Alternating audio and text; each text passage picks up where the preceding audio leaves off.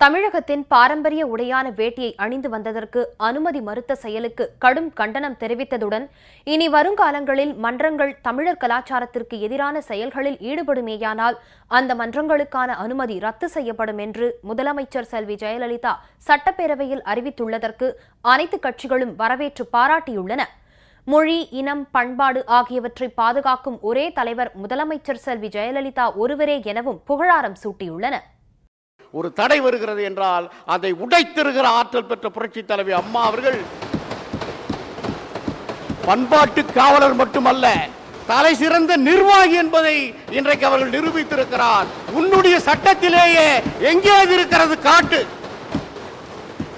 தடை என்று எங்கே இருக்கிறது காட்டு என்று அந்த சட்டத்தின் நுணுக்கத்தையே இன்றைக்கு அவர்கள் இங்கே எடுத்து வைத்து விளக்கம் தருகிற போது, மொழியால், இனத்தால், இந்த வாழ் மண்ணால் இதை வைத்துக் கொண்டு அரசியலாக்குறவர்கள் நாங்கள் இல்லை. இந்த அரசியலை இந்த மக்களுக்காக பயன்படுத்துகிறவர்கள், இந்த மக்களின் தீர்வுக்காக, விடியலுக்காக பயன்படுத்துகிறவர்கள். நாங்கள் இதை வைத்துக் கொண்டு வெறும் வார்த்தை அரசியல் செய்கிறவர்கள் அல்ல என்பதை இன்றைக்கு தெளிவுபடுத்தியிருக்கிறார்கள். தமிழ் நல்லுலகத்தின் சார்பிலே வாயார நெஞ்சார மனமாற பல்லாயிரம் தமிழ் கோடி மக்களின் சார்பிலே வாழ்த்தி வணங்கி வரவேற்கிறேன். விதியை மாற்றுவதற்கும் சட்டத்தை கொண்டு வருவதற்கும் மீறினால் நடவடிக்கை எடுப்பதற்கும் மன்றத்திலே நம்முடைய முதல்வர் புரட்சி தலைவி அம்மா அவர்கள் உடனடியாக 2 நாட்களிலே வரலாற்றை சுட்டிக்காட்டி புதிய விதியை செய்வதற்கும் அறிவிப்பு செய்திருப்பதுதான் நம்முடைய ஒட்டுமொத்த தமிழ் சமூகத்தினுடைய மனச்சாட்சி.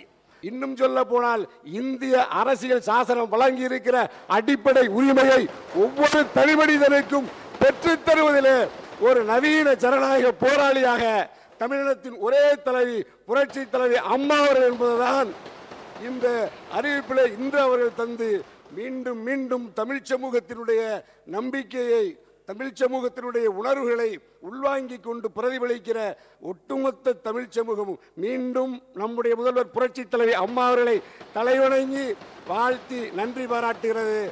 தமிழக மக்கள் என்ன விரும்புகிறார்கள் என்பதை ஆராய்ந்து அறிந்து அந்த திட்டங்களை கொண்டு வருகின்ற துணிந்து முதல்வராக தமிழக முதல்வர் இருப்பதனால்தான் ஒட்டுமொத்த மக்கள், தமிழக மக்கள் ஒட்டுமொத்தமாக வாக்களித்து மாபெரும் வெற்றியை, லட்சக்கணக்கான ஓட்டு வித்தியாசத்திலே மாண்பு முதல்வர்களுக்கு வெற்றியை தந்திருக்கிறார்கள் என்பதில் ஐயமில்லை.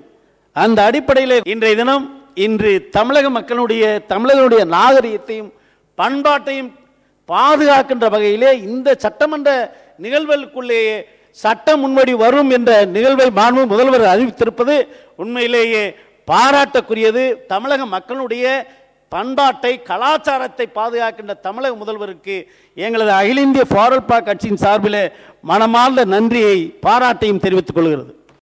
கிரிக்கெட் வாரியத்தினுடைய நூல் வெளியீட்டு விழாவிற்கு ஒரு நீதியரசர் சென்ற பொழுது மறுத்துவிட்ட கிரிக்கெட் வாரியத்தின் உடனடியாக இந்த கூட்டத்தொடரிலே நடவடிக்கை எடுப்பேன் என்று இந்த 110 விதியின் கீழ் அம்மா அவர்கள் அறிவித்ததற்கு நன்றியை தெரிவித்துக் கொண்டு 39 தொகுதிகளில் 37 நாடாளுமன்ற வெற்றி எடுத்த அம்மா அவர்கள் உழைப்பினால் வந்தது என்று அந்த சாதனைகளை சொல்லியும் நான் அங்கே மாமடத்திலே பதிய வைத்தேன். விண்மீன்களை எண்ணிடலாம், அம்மாவுடைய சாதனையை எண்ண முடியாது என்றுதான் அன்னை கூறினேன்.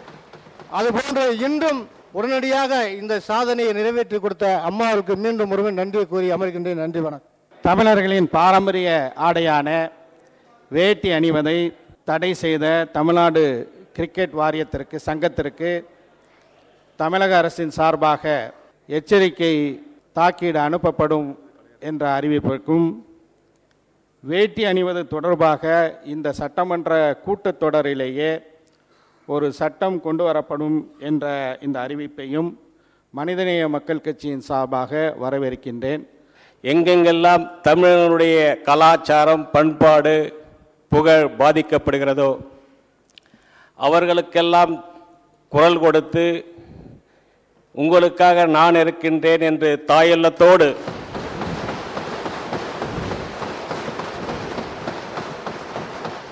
அது சாதாரண மனிதனாக இருக்கட்டும் அல்லது மிகப்பெரிய பதவியில் இருக்கக்கூடிய நீதி அரசர்களுக்கு ஏற்படுகின்ற இழப்பாக இருக்கட்டும், நான் இருக்கிறேன், நீங்கள் கவலைப்படாதீர்கள் என்று சொல்லி தமிழ்நாட்டிற்காக, தமிழ்நாட்டு மக்களுக்காக என்றென்றும் குரல் கொடுத்து கொண்டிருக்கக்கூடிய மாண்புமிகு அம்மாவுடைய அறிவிப்பை மனதார நெஞ்சார வரவேற்கின்றேன். வணக்கம்.